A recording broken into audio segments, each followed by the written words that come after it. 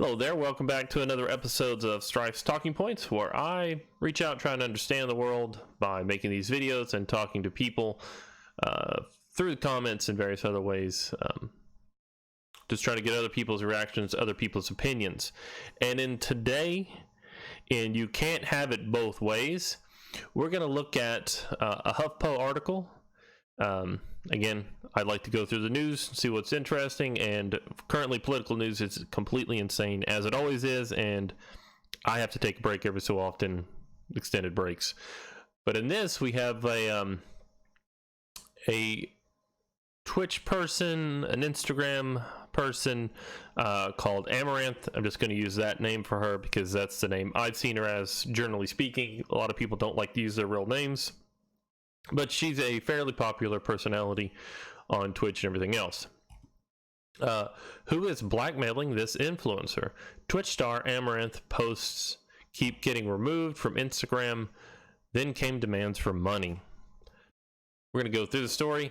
I got a couple pieces on it. Plus, of course, I'll always throw in my own opinion on this and kind of see what people think. On the afternoon of June 1st, Amouranth received a notification from Instagram. One of her posts had been taken down for violating the platform's content policies. If she were to break the rules again, the alert warned, her 1.6 million follower account could be disabled. That's a lot of people.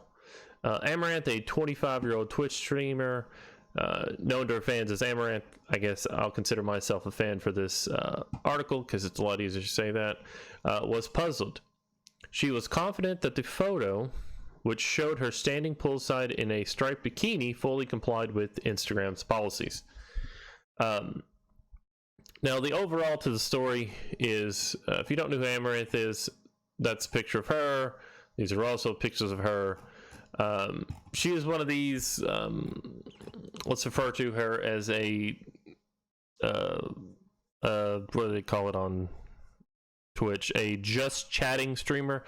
Mostly she dances around wearing, I wouldn't call it extremely revealing clothing. I mean, shorts and a tank top. Sometimes they're like this outfit. She would stream in that. I've seen her streams. I know who she is. I'm not subscribed or not paying her any money, but you know, people are out there and you gotta kind of learn where the world goes. So there you go. She could be banned for doing this again.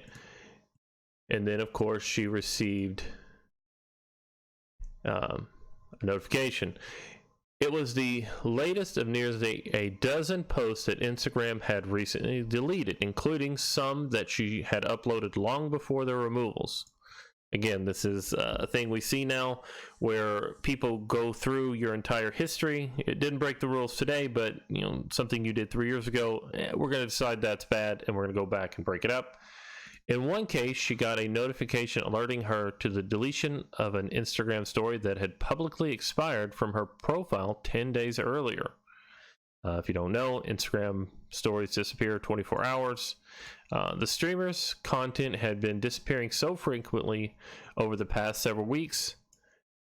Amouranth told HuffPo that she started a spreadsheet to keep track. 4 days later, on June 5th, Amouranth received a mysterious email from someone claiming to work at Cognizant, an American tech firm hired to do content moderation for Facebook and Instagram. I'm sure you've noticed, quote, I'm sure you've noticed recently that many of your posts and stories have been removed, said the email, one of several Amouranth shared with HuffPo. Perhaps we can reach an agreement privately. For a monthly payment of 0.25 bitcoins, or about $2,600, the emailer proposed, Amouranth could rest assured that her content would stay up. The emailer signed off as Tampa, the location of the Cognizant facility, where content moderators have described being severely overworked and underpaid. Now, these days, everyone describes being severely overworked and underpaid. That's par for the course. But HuffPo includes this screenshot. We removed your post because it doesn't follow our community guidelines. We may remove images that show nude, partially nude. And you see here, this little image there looks very much like the post here. I don't know. Women already know this, especially people like Amouranth who actually earn a living by being attractive, going online, showing themselves off. Just one of those jobs that exists now through the online world. If you're attractive enough and you catch the right crowd, you can make a very good living at this. And here's the thing from Guess Who, they blocked the email address too, blocked her actual email address. I'm a content moderator. My exact identity and location are not important. I work for Cognizant on behalf of Instagram. I flag and strike posts and stories for deletion in accordance with community guidelines, which can be strictly or loosely enforced. There is no appeals process currently for content that is deemed to be outside community guidelines, blah, blah, blah. I'm sure you noticed recently, this is a quote, perhaps we can reach an agreement privately for 0.25 bitcoins paid monthly. I can assure with reasonable bounds that your posts and stories will not be removed. If you're interested, you can provide you with blah, blah, blah, blah, blah. Tampa. Now, going through the story, I find a lot of this interesting. One of the things we've seen here recently through Facebook, YouTube, Google, Instagram are variations on things that don't break community guidelines being taken down for almost breaking community guidelines. And in this instance, you'll see the Huffington Post go after almost breaking guidelines. In the spring of this year, Instagram quietly began shadow banning users borderline content that does not actually violate the community guidelines, including vaguely inappropriate or sexually suggestive posts. Such content is subject to algorithmic deletion, but per Instagram's own policies, not deletion. When Amouranth's agent reminded the Facebook representative that sexually suggestive content does not meet Instagram's criteria for removal, the representative doubled down, stating that we can't allow this kind of content on our platform. Now, the Huffington Post, through the article, are definitely showing you that she didn't break any rules belonging to Instagram. And of course, here's Facebook's thing. This is an article on Detox or Dexto. Not really sure, never heard of it before, but it came up as a link from a previous story. Going to scroll down just a minute here. Facebook have now responded to the accusations made by Amouranth, with the Twitch streamer claiming that her management were told in a 20-minute call with social media giants that her post had been removed for being inappropriate and sexually suggestive. If you go watch her stuff, if you're fully, wearing regular clothes and you just look good, that's just life. Some people are ugly, some people are not. Unfortunately, I'm not that attractive, but I do okay. In a statement given by Facebook to the Huffington Post, they said that no employee at Cognizant removed her Instagram pictures, but rather their proactive artificial intelligence technology flagged them as unsuitable for the site. There's Facebook's statement. They didn't find it. Users didn't flag it. No one reported it. It's just their AI went through and decided that this was bad. Artificial intelligence being used by the algorithms you've seen are what are being used to censor people. And again, borderline content. I found that line the most appropriate from it. The identity of Tampa is unknown, but it is possible that the emails are part of a scam attempting to take advantage of the removal of Amouranth's posts from social media platform with no affiliation to Facebook, Instagram, or Cognizant. So there you go.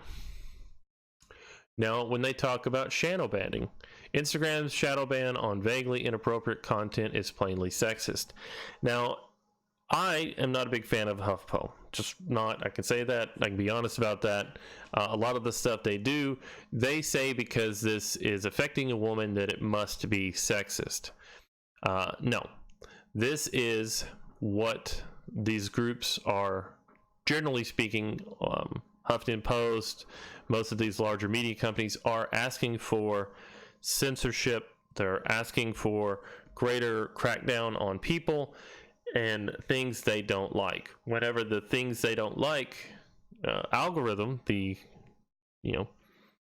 great wizard of Facebook, comes down and catches things that you like, they decide that that is wrong and sexist, and they're going to go through that.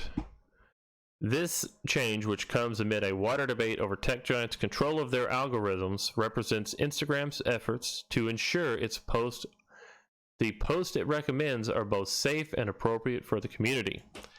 Safe and appropriate. These things are what used to be the religious rights words, safe and appropriate, and now they are the religious left. And I'll refer to Antifa and a lot of these dogmas as vague religions because that's how they seem to be to me. There is no redemption. They just have these clear set ideas and they keep going for it. According to a brief statement about managing problematic content on the site, several social network services have responded to public pressure, Twitter pressure, and the media pressure, and fleeing advertisers by taking steps to rein in artificial intelligence. Facebook announced a new plan to stop amplifying fake news. YouTube pledged to slow its promotion of disinformation. Meanwhile, Instagram and other platforms still hosting conspiracy theorist Alex Jones, among other far-right activists. Now notice, they're only going after people to the right. When it happens to someone on your side, it's bad, but it should happen to the other side. They don't understand that censorship is censorship. It goes after everyone. The far left doesn't understand that by using Twitter as a end-all be-all hate mob to attack companies and deter advertising is backfiring on them. It is led to a crash in all digital media because you can't be for one set of conspiracy theories and against another. You can't be for far left extremism and against far right extremism. You can't be, one form of death is the exact same as another form of death when it's all kind of churned. Is suppressing vaguely inappropriate posts, back to the story, in a quiet campaign devoid of transparency. Yes, this is what the people on the right, the people on YouTube, the people on Facebook, the people on all these platforms have been talking about. There's no transparency. There's no actual rules. They just do what they want. Instead of trolls and extremists, experts say it's women and sex workers in particular who suffer the consequences. That actually what the new Instagram sucks. All I follow is sex workers, but all I'm seeing is a scroll are acai bowls. That's pretty funny. I don't know that I'm more in the middle. I don't know that I want to see sex workers on these public sites, but I don't see anything terribly wrong with it. That's funny, now they're calling the just chatting Twitch streamers sex workers, just lumping her all in there with them. I hope Amouranth is okay with that, but that's what the Huffington Post is calling them. And they don't seem to have the understanding that you're calling for censorship. You're calling for these things to be safe and appropriate. And things that the majority of people in the US consider safe and appropriate aren't this. They're not these types of things. They're saying, yes, get them off. We don't want a stream of half-dressed women all day asking for money, asking for these different things. It's not what the majority of the population wants. It's very odd. And all at the same time, I'm going to click over to here. This one. YouTube just banned supremacist content. This is from June 5th, 2019. So white just banned supremacist content. Thousands of channels are about to be removed. YouTube is trying to reduce the prevalence of extremist content on their platform. Now, Facebook is also trying to remove this, and they're trying to make themselves extremely politically correct. Now, what is politically correct in 2019, according to Twitter, is not what's politically correct according to the majority of the population. If you don't know this, most people disagree with a lot of stuff Twitter says. And they only point out Nazism and discriminatory ideologies. And a lot of this, I gotta say, has led to a couple of other stories that I've gotten into. But here we go. And here's the one where YouTube's borderline content is a hate speech quagmire. Borderline content is content that doesn't violate the rules. However, this article from Forbes is referring to how here we go. This year has instead been dominated by controversies surrounding how YouTube monitors its content. And these controversies stem from YouTube's two dueling desires: to be a platform where everyone is allowed to upload and find their audience, which is legally what they're supposed to be doing. Remember that because of the way the FEC wrote the rules, they are supposed to be a free and open platform, not to exercise editorial conduct, which is how New York Times, Forbes, all these other magazines operate. There's a person who looks at everything that goes out and says whether or not that fits their priorities. YouTube is supposed to be like AT&T or Comcast or DirecTV, having no say other than we have this thing that as long as you don't break any laws, you can use our service. And even if you do break laws, it requires the law legally to come and take that down. And the other is to be a platform that isn't manipulated to bring hate, violence, and misinformation to an audience of billions. From anti-vaxxers and conspiracy theorists using the platform to spread misinformation to secret pedophile rings in the comments section, YouTube's greatest problem so far has been its own users. YouTube's greatest problem so far has been people. It's the people that use YouTube. In June, little has changed. After claiming YouTube did nothing to protect him from homophobic attacks and harassments from YouTuber and conservative commentator Steven Crowder, Vox journalist Carlos Maza accused YouTube of being a platform for monsters. Carlos is an activist who worked for Media Matters, who went all kinds of crazy and used Pride Month to push up his own publicity and to start a new agenda attacking YouTube, which backfired on the groups he wanted. Now YouTube is being sued by the LGBTQ group for taking down, demonetizing, and not showing their content, because their content is borderline. Teaching sexuality and sex to children is not considered normal by most people. It is the most consistent view.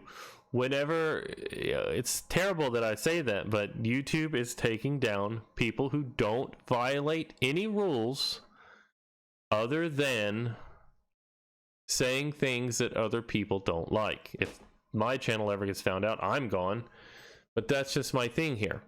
You can't say one kind of rules for borderline content that doesn't break any rules that YouTube itself said wasn't targeted at him at all, while still saying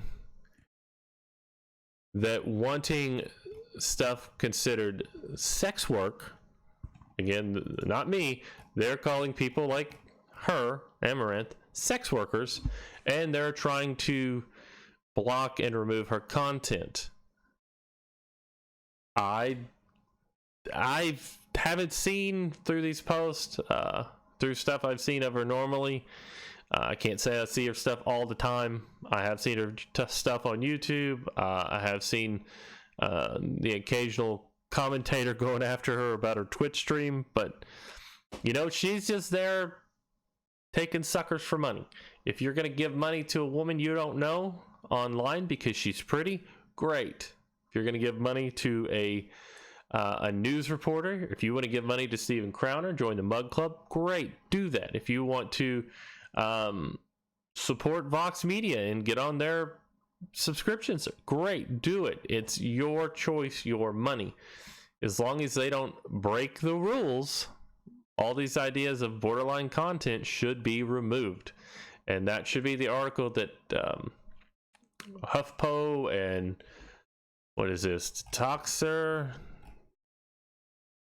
Dexerto, even Forbes, through their article, The Verge. If it doesn't break the rules, it doesn't break the rules. Otherwise, you end up in this quagmire where YouTube is getting sued by the LGBT group because their content is considered borderline and being suppressed. People who are considered sex workers are having their content shut down because it's borderline and being suppressed. Conservative commentators, comedians are having their content shut down and being suppressed because it's borderline. Either we stop acting like borderline content breaks the rules, when that's the whole point of it, is to not break the rules but kind of push the envelope, or we absolutely say, no, you said a bad word, you're banned, or you're removed, you're suppressed, you make content that I don't think my kid should see, so you're suppressed, you're removed, or I think your shorts were too tight, you're removed. Those are the options. Remove the idea of borderline content or allow it. You can't have it both ways. You can't say my borderline is good, your borderline is bad. No. Gotta pick a side. That's my opinion. Please like, share, comment, subscribe. Let me know what you think. As always, this is Strike's Talking Points, and I kind of like doing these oddball stories. Don't get as many views, but hey, you never know. Now I get to try and find a picture of her that won't get me blocked on YouTube. Thank you all for watching.